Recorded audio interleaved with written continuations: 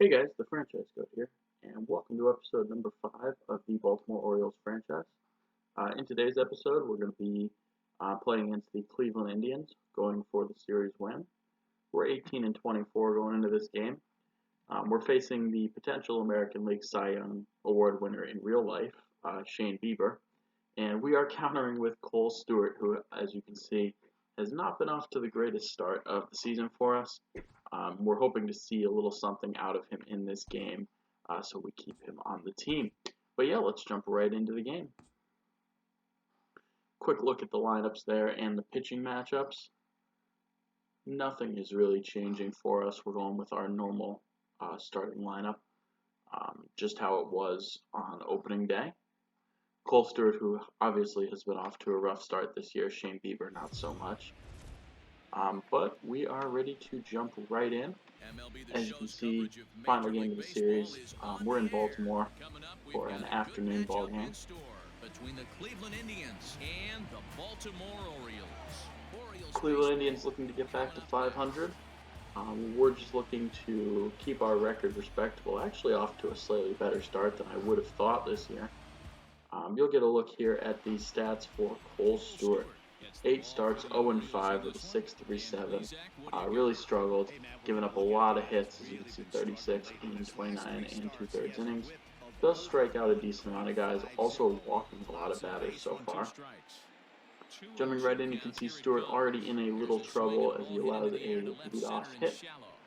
And that's going to drop as well, so back-to-back hits to start the game for the Cleveland Indians. Cole Stewart in trouble right off the bat, but as you'll see, he is going to escape it. Gets 2 outs and then a strikeout there of Tyler Naquin. So Cole Stewart tiptoes around some hits and gets to first. Shane Bieber's been excellent. 9 starts, he's 7-2 with a 3.44. Whip below 151 strikeouts in 55 innings. Shane Bieber has been excellent, and he shut us down in the first. Jumping into the second here, you can see Cole Stewart getting on the board with a strikeout. He strikes out Domingo Santana there. Jumping right ahead, we got a runner on base, and Oscar Mercado is going to ground a baseball to the right side. And so, just like they did in the first, the Cleveland Indians putting on a threat in the second inning. 2 runners on here off of Cole Stewart, and this time they're going to capitalize as that ball is hit deep into right center field, and it's going to go off the wall. 2 runners are going to score for the Indians, and they're going to take a 2-0 lead as Stewart has just allowed too many hits. Jose Ramirez, one of the better players in the American League, ropes a 2-run double off the wall. Stewart would get out of it. Jumping ahead to the bottom of the second, Rio Ruiz is going to fly out here to center field. Shane Bieber has been shutting us down through 2. He's faced a minimum through 2 innings. Jumping right ahead to the third, Cole Stewart is going to get another strikeout here. He strikes out Franmil Reyes. As you can see, Stewart is racking up the strikeouts, already his 4th here in the 3rd inning. He's going to follow that up with yet another strikeout as he gets Tyler Naquin here to end the inning. So a quick third in contrast to the first 2 innings for Stewart. Chance Sisco going to lead off for us in the bottom of the 3rd. And the first hit of the night off Shane Bieber is a long one. Chance Sisco has been very impressive to start the year, really making it okay to leave Adley Rutschman down in the minors to develop a little bit.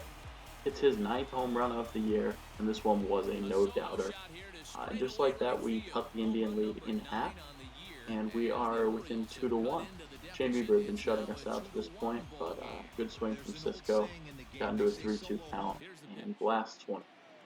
Jumping ahead to the top of the 4th, Cole Stewart's going to strike out Oscar Mercado looking on a slider. Stewart bounces back after a tough 1st and 2nd with a solid 3rd and 4th. Jumping to the bottom of the 4th, Austin Hayes is going to ground a base hit into center field for us. Hayes with a lot of speed on the base paths here. And then with 2 outs and a full count, Hayes on second. It's Anthony Santander, who has had an unbelievable start to the year. One of the best hitters in the American League so far. He's going to rope a double into left center field, and just like that, we have battled back to tie the game, just as we did on opening day. A couple hits here off of a good pitcher in Shane Bieber, and we tie the game up at 2. Jumping into the 5th, Cole Stewart in a little trouble again. but he's going to get a little lucky this time as Franmil Reyes hits that on the screws, but it's right at Ryan Mountcastle, and Cole Stewart gets out of it. Here in the bottom of the fifth, Ryan Mountcastle is going to ground out to shortstop. Solid inning for Bieber, and neither pitcher giving up much here in terms of runs as we head to the sixth inning. Here in the sixth, Cole Stewart already at a significant amount of pitches. He's going to give up a long fly ball here to Naquin. It's going to get off the wall for a double. And as you'll see, that'll be the end of the night for Cole Stewart. A little bit of a struggle, though he battled, only gave up those 2 runs. He's on the hook for the third one. We're bringing in Sean Armstrong, who struggled to start the year. 30 games with a 5.81 ERA. As you'll see, though, with the runner on third and 1 out, he gets an ugly swing from Carlos Santana on a slider coming in. So good job by Armstrong there. And as you'll see, he's going to get out of it. Oscar Mercado pops out to the catcher Chance Cisco in foul territory. And Sean Armstrong does an excellent job there coming out of the pen. Had to throw a lot of pitches, but he does get out of it and keep the game tied. Jumping ahead to the bottom of the sixth, Bieber's still in. This time it's Austin Hayes going to ground ball into center field for a 2-out single.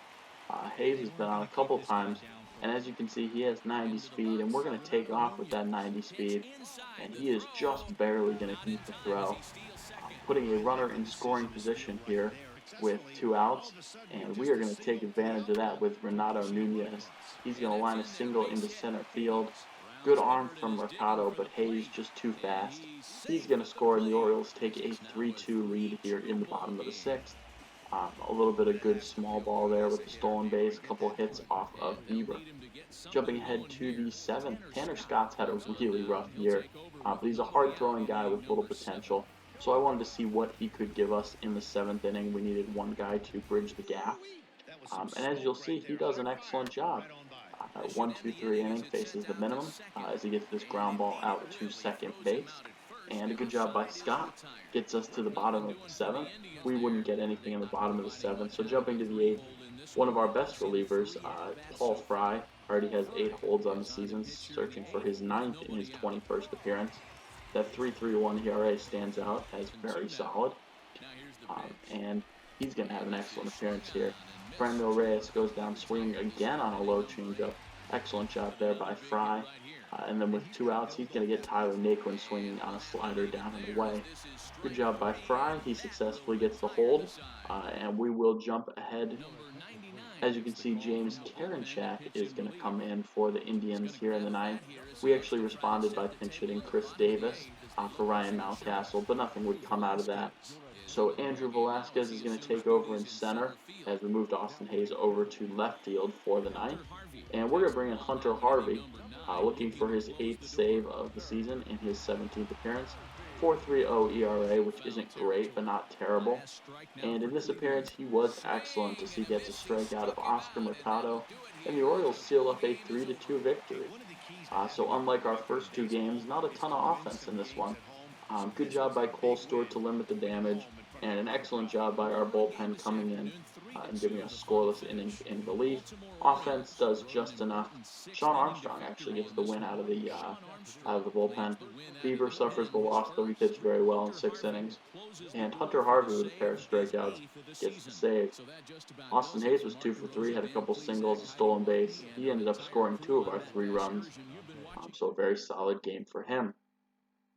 Jumping into post-game, we're actually making a huge trade here. Wade LeBlanc has had an excellent start to the season, so I wanted to deal him right away.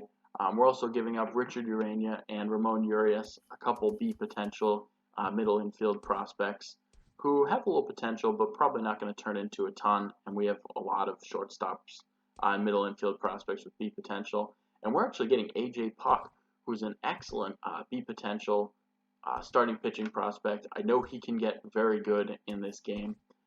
So I'm going to make a couple roster moves in response to that trade, and I'll show you right now. AJ Puck's actually going to slide in the AAA starting rotation. He's already pitched some at AAA, as you can see by his stats. And he's a guy who we're going to keep a look on. If he performs really well, he could get a call up pretty quickly, already up at the 70 overall, and morale's dragging that down a little bit, so actually 72. At the major league level, we're going to give Keegan Aiken a shot. He was incredible at AAA this year, pitching with a sub-1 ERA over 5 starts. So we're going to give him a shot. Probably not a guy who goes into our future plans much, but we will give him a shot at the major league level and see what he can give us. And then we're going to jump ahead and sim forward a little bit, all the way up to June actually, and we're going to take a look at the stats up here. As you can see, we're 27 and 33 on the 1st of June, and we're going to take a look through the team, see who's performing well and who's underperforming up to this point. We're also going to make a couple changes. As you can see, the draft is only 1 day away. Yes, that will be included in the next episode. John Means has been okay. Record's not great. ERA's okay. Looking for a little bit more from him, but not horrible. Alex Cobb has struggled. He's a guy who we may look to move at the deadline. Cole Stewart, another guy who's struggled. He may lose his starting spot. But Asher Wojciechowski, definitely a guy I need to move at the trade deadline. He's been incredible with that sub-3 ERA. Keegan Aiken has not been too bad in his first couple starts. We'll see what we got from him. Wojciechowski, definitely a guy who needs to be moved, as maybe as Jorge Lopez. He's been very good out of the pen. He's young enough, though, that I would consider using him in the future. The rest of our bullpen, especially the middle relief guys, have struggled. Paul Fry has been excellent, though, in the setup role. He's a young guy, a guy who I can keep around. And Hunter Harvey's been very good with that sub-3.5 ERA out of the closer role. So maybe he does profile as a future closer for us. We'll have to see. Speaking of the lineup, Jose Iglesias has started to struggle a little bit after a very hot start, down to 250. Hanser Alberto at 271 is doing exactly what we need him to do in that 2 spot. He gets on base quite a bit. Austin Hayes has been very good, hitting over 280 with those 12 home runs. He's going to be an excellent middle of the order bat. Renato Nunez, actually, one of the guys who has really struggled, and hitting behind him is Anthony Santander, who's actually been one of the best hitters in the league. So we're going to make that switch. We're going to move Santander up to the 4 hole, and we're going to move Renato Nunez down to the 5 hole. Maybe take a little pressure off Nunez. Santander hitting over 340 definitely deserves that move up in the lineup. As you can see, Chance Sisco, another guy who's performing extremely well, actually, hitting well over 300, getting a lot better. DJ Stewart doing excellent in the DH spot. And Mountcastle is struggling a little bit in that 9 hole, but we would expect him to. He's young, low overall. Cisco, on him, is actually making my Adley Rutschman debate a little interesting, because I was thinking that Rutschman would probably come up around this time of the year. But he's not doing particularly great in AAA. I mean, he's doing solid, but nothing crazy. As you can see, we're actually going to make one more switch here. We're going to put Chris Davis in the lineup as a designated hitter against righties. We're going to replace Mountcastle with Davis against righties, and then we're just going to put DJ Stewart out in left field because he can comfortably play there. And Chris Davis, who actually has been decent for us in limited at-bats, we'll give him a shot there to hit off of righties. But yeah, that's going to just about do it for this episode. We'll sim up to this Chicago game where John Means is going to take on Yu Darvish. And that'll be in the next episode for you guys. As well as that, we're also going to do the MLB First Year Player Draft in that next episode. So yeah, thank you guys so much for watching. Please like, comment, and subscribe if you enjoyed. And I will see you guys in episode number 6, where we'll play this game against the Chicago Cubs. And we will get the First Year Player Draft done. Take care.